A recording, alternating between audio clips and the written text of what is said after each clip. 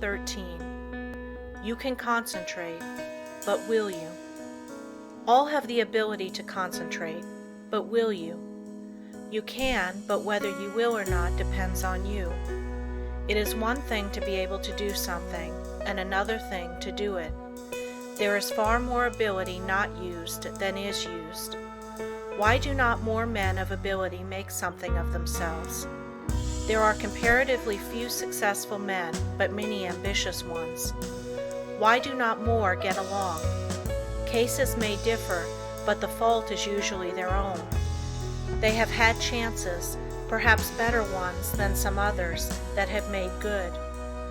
What would you like to do that you are not doing? If you think you should be getting on better, why don't you? Study yourself carefully. Learn your shortcomings.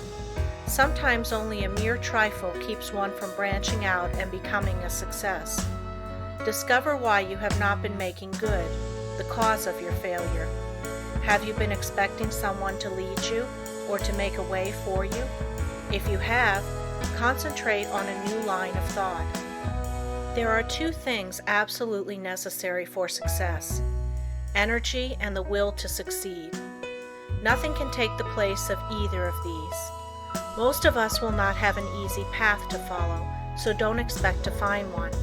The hard knocks develop our courage and moral stamina. The persons that live in an indolent and slipshod way never have any. They have never faced conditions and therefore don't know how. The world is no better for their living. We must make favorable conditions and not expect them to shape themselves. It is not the man that says, "It can't be done," but the man that goes ahead in spite of adverse advice and shows that it can be done, that gets there today. The Lord helps those that help themselves is a true saying. We climb the road to success by overcoming obstacles. Stumbling blocks are but stepping stones for the man that says, "I can and I will."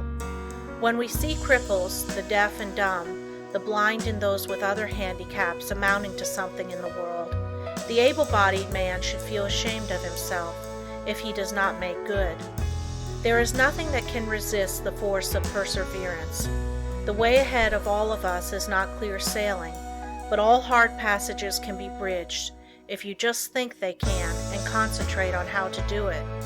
But if you think the obstacles are unsurmountable, you will not, of course, try, and even if you do, it will only be in a half-hearted way, a way that accomplishes nothing.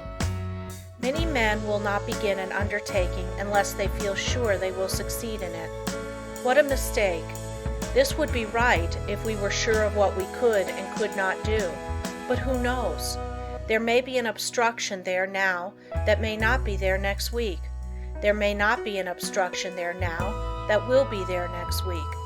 The trouble with most persons is that just as soon as they see their way blocked, they lose courage.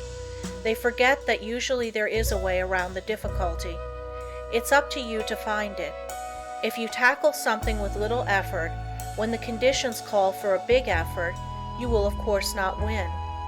Tackle everything with a feeling that you will utilize all the power within you to make it a success.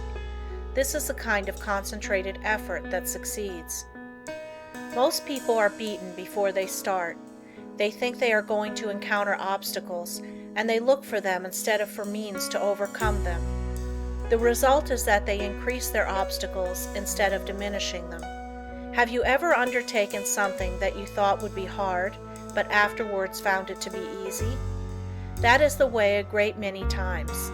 The things that look difficult in advance turn out to be easy of conquest when once encountered.